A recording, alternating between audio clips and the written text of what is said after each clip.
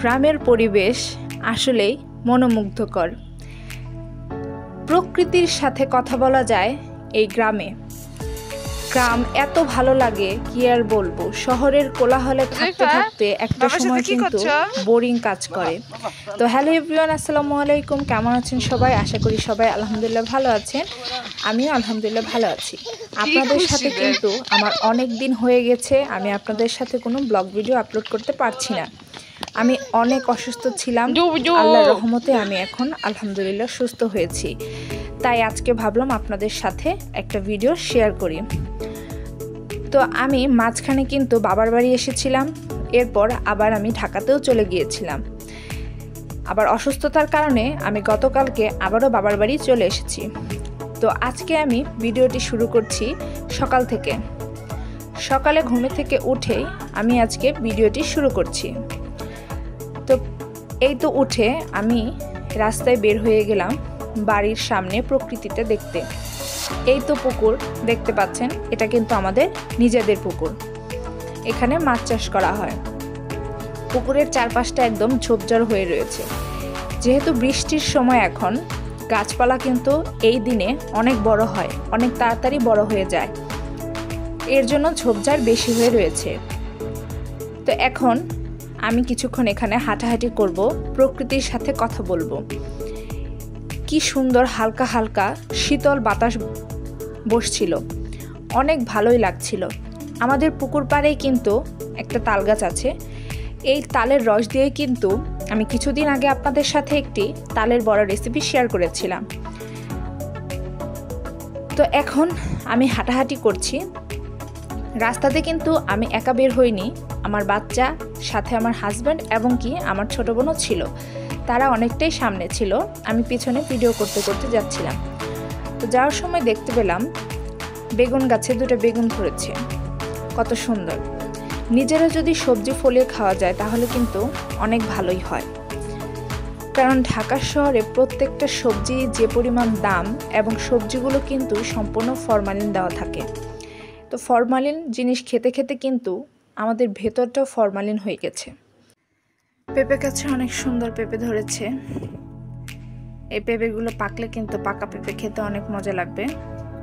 তো এরপর আমরা একটু হাঁটাহাঁটি করব। ওই তো আমার হাজবেন্ডের বাচ্চা আসছে, তাদের কাছে চলে যাচ্ছি আমি। বলতে বলতে কিন্তু আমার বাচ্চাটা চলে এসেছে, দেখেন। সে কিন্তু অনেক খুশি, সারাক্ষণ ঘরের ভিতরে থাকে, তার কাছে খোলা পরিবেশটা অনেক ভালো লাগে। তো এখানে আমার বাচ্চা তার বাবার সাথে রাস্তায় দৌড়াদৌড়ি করছে। দৌড়াদৌড়ি করাটাও ভালো। নানা বাড়ি এসে তার মনটা একদম ফুরফুরা হয়ে গেছে।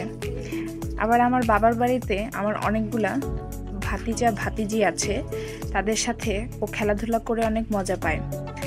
বাচ্চাদেরকে আসলে খোলামেলা পরিবেশে নিয়ে যেতে হয়, যাতে করে ওরা খুব ভালোভাবে খেলাধুলা করতে পারে। ঘোরাঘুরি শেষ করে চলে আসলাম আমার বোনের জন্য রামেন বানানোর জন্য। কালকে রাতে যখনই আমি এসেছি, তখন আসার পরেই সে পাগল হয়ে গিয়েছে যে আপু তুমি আমাকে টিফিনের নাস্তা বানিয়ে দেবে রামেন। আমার হাতের রামেন নাকি তার খেতে খুব ভালো লাগে। তো এখন রামেন নুডলস কই পাই? বাসায় ছিল মিস্টার নুডলস, এবং মুস্তাহিন আপুর ভাইরাল মিস্টার নুডলসের রামেন কে না পছন্দ করে বলেন? এর আগেও একবার ট্রাই করেছিলাম, বোন খেয়ে খুবই মজা পেয়েছিল। তাই আজকেও আমি তার জন্য টিফিনের নাস্তা বানাচ্ছি মিস্টার নুডলসের রামেন। তো এর জন্য আপনাদের সাথে এই রেসিপিটাও শেয়ার করে নিচ্ছি।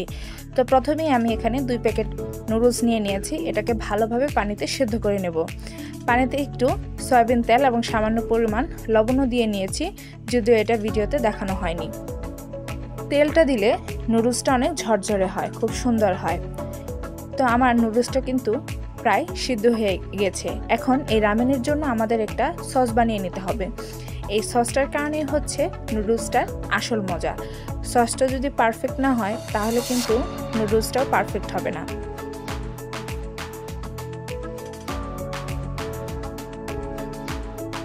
তো এখন একটা বাটিতে আমি এখানে প্রায় 2 থেকে আড়াই চামচের মতন টমেটো সস নিয়ে নিয়েছি। আমি এখানে মাপিনি, বোতল থেকে ঢেলে দিয়েছিলাম। তো আড়াই চামচের মতনই টমেটো সস এখানে ছিল। তো টমেটো সস নেওয়ার পরে আমি এখানে প্রায় 1.5 চামচের মতন চিনি মিক্স করেছি। যেহেতু আমার ঘরে সয়া সস নেই, তাই ভাবলাম যেহেতু এখানে ঝালের পরিমাণটা বেশি হবে, সেক্ষেত্রে আমি এখানে একটু মিষ্টিটা অ্যাড করে নিই। এরপর নুডলসের 2 প্যাকেট মশলা আমি এখানে কেটে দিয়ে নিচ্ছি। দেওয়ার পরে এখানে আপনারা কিন্তু চিলি ফ্লেক্সও দিতে পারেন, আমার কাছে ছিল না তাই আমি দিইনি। এবং এখানে 1/2 চামচের মতন শুকনো মরিচ গুঁড়ো দিয়েছি। রামেন বলতে হচ্ছে ঝাল ঝাল নুডলস, এবং ঝাল যদি না হয় রামেনটা কিন্তু মজা লাগে না। আপনারা চাইলে আরও বেশি ঝাল দিয়ে খেতে পারেন বা চাইলে কমিয়ে নিতে পারেন। যেহেতু আমার বোন টিফিন টাইমে খাবে সব ফ্রেন্ডদের সাথে মিলেমিশে, তাই অত বেশি আমি ঝাল দিইনি, কারণ বেশি ঝাল হলে কিন্তু ওই সময় অনেকটা সময় খালি পেট থাকার পরে খেলে তার কিন্তু গ্যাসের প্রবলেম হবে। বিকেলের নাস্তাতে হলে পারফেক্ট ছিল। এরপর খুব ভালোভাবে এই সসটাকে আমরা মিক্স করে নেব। তো এর মাঝে কিন্তু আমাদের নুডলসটা সিদ্ধ হয়ে গেছে। এখন নুডলসটা একটা জালিতে ঢেলে নেব, পানি ঝরিয়ে নেব, এবং এখানে সামান্য পরিমাণ ঠান্ডা পানি দিয়ে নুডলসটার মধ্যে দিয়ে ভালোভাবে ঠান্ডা করে নেব। তাহলে কিন্তু নুডলসটা একদম ঝরঝরে থাকবে, একটার সাথে আরেকটা গায়ে লেগে যাবে না। তো এইভাবে ভালোভাবে পানি দিয়ে ধুয়ে নিলাম আমি। এরপর কিছুক্ষণ ঝরতে দিয়ে দেব।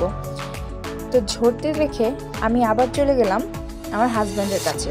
সে এখন তার বাড়ি চলে যাবে, তার একটু বাড়িতে কাজ আছে, সে সেখানে চলে যাবে। সে হোন্ডা বের করে নিয়েছে। এখন আমার বাচ্চা তার সাথে চলে যাওয়ার জন্য কান্নাকাটি করছে। অবশেষে কান্নাকাটি করার পরে কিন্তু সে কিন্তু তার বাবার সাথে বাইকে করে চলে যাচ্ছে। যদিও সে কিন্তু বাইকে বেশিক্ষণ বসে থাকতে পারে না, বসে থাকতে পারলে অবশ্যই আমার হাজব্যান্ড নিয়ে যেত, তার দাদুর সাথে দেখা করিয়ে নিয়ে আসতো।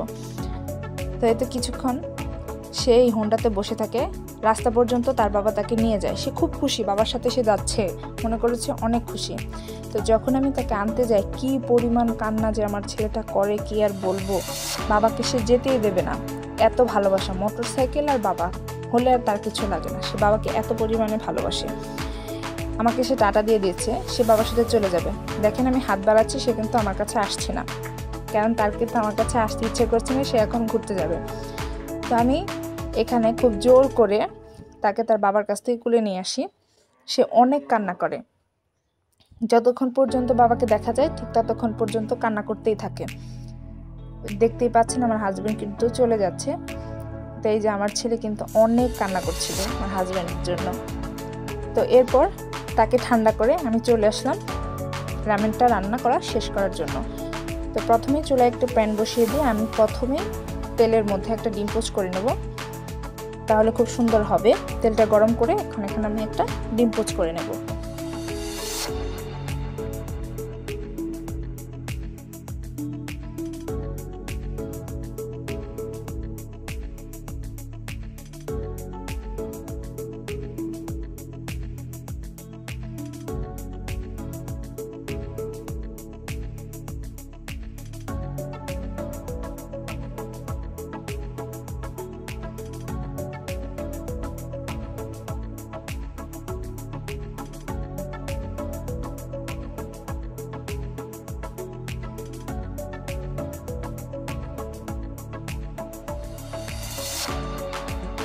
এখানে ডিমের উপরে সামান্য পরিমাণ লবণ এবং সামান্য পরিমাণ শুকনো মরিচ দিয়ে দিয়েছি, যাতে করে খুব সুন্দর দেখতে লাগে। এই আর কি। ডিমটাকে আমি উল্টাবো না, আমার বোন আবার ডিমের কাঁচা কুসুম খেতে খুবই পছন্দ করে। তাই আমি ডিমটাকে এভাবে কিছুক্ষণ একটু ভেজে নেব, মাঝে মাঝে হালকা একটু গরম তেল ডিমের উপরে দিয়ে নেব।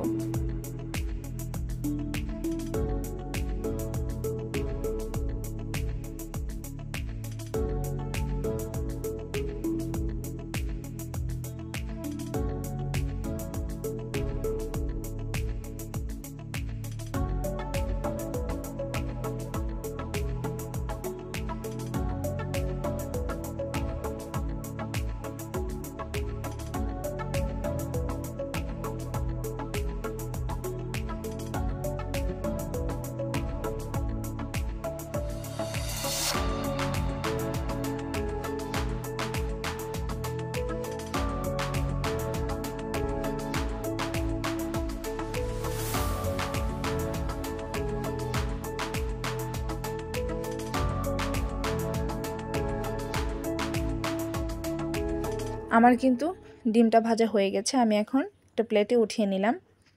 এরপর ওই কড়াইতে ওই তেলে আমি যে সসটা তৈরি করে রেখেছিলাম সেই সসটা আমি দিয়ে নেব। সম্পূর্ণ সসটা দিয়ে দেওয়ার পরে আমি সামান্য পরিমাণ বাটিতে পানি দিয়ে ধুয়ে সামান্য পরিমাণ পানি এখানে দেব।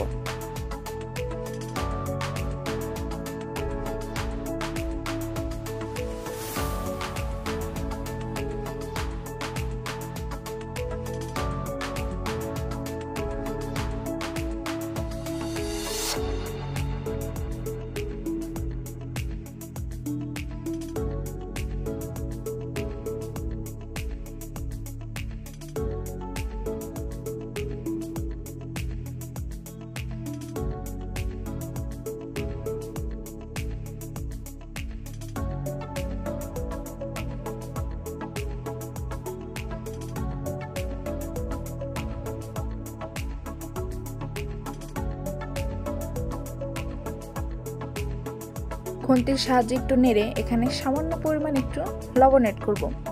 যেহেতু এখানে নুডলসের মশলা আছে, লবণটা তেমন লাগবে না, তারপর সামান্য একটু দিলাম।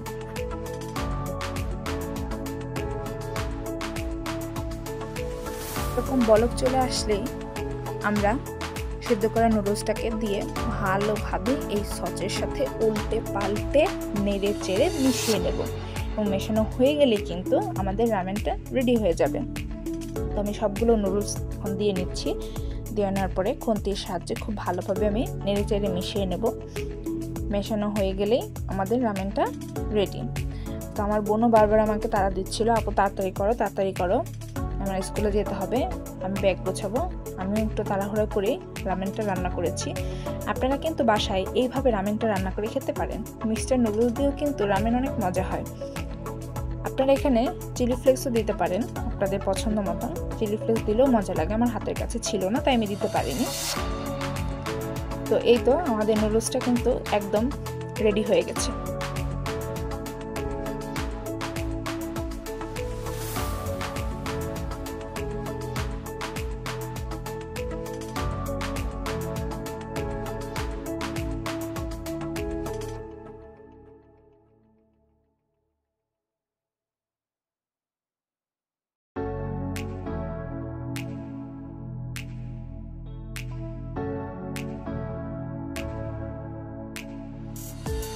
পানিটা শুকানোর পর কিন্তু নুডলসটা দেখতে এমন হয়েছিল, একটা আঠালো আঠালো একটা ভাব চলে আসবে। তা এখন আমি এটা কড়াই থেকে নিয়ে একটা প্লেটে ঠান্ডা হওয়ার জন্য দেব, যাতে করে সে বাটিতে করে নিয়ে যেতে পারে। এই তো দেখেন কত সুন্দর একটা কালার এসেছে, খেতেও কিন্তু বেশ মজা হয়েছিল, মিষ্টি মিষ্টি ঝাল ঝাল। ডিম পোচের সাথে কিন্তু বেশ মজা লাগবে। আপনারা কিন্তু বিকালের নাস্তায় এরকম একটা নুডলস অবশ্যই ট্রাই করে দেখতে পারেন। তো এখন আমি আমার বোনের জন্য রেডি করে রেখে সামান্য পরিমাণ একটু রেখে দিয়েছিলাম যে আমি একটু টেস্ট করব। তা আমি এই কড়াইতেই বসে পড়েছি, আলাদা করে বাটিতে আর ঢালবো কি বলেন? ওদিক দিয়ে আবার বাচ্চা কান্নাকাটি করছে, সে খাবার খাবে। তো তাই ভাবলাম ওই ফাঁকে আমি অল্প একটু নুডলস কড়াইতে করেই খেয়ে নিই। বড় বোন হয়েছি না, আলাদা করে আর বাটিতে ঢালার কি দরকার। এরপর আমার বোন কিন্তু তার টিফিন নিয়ে স্কুলে চলে যায়।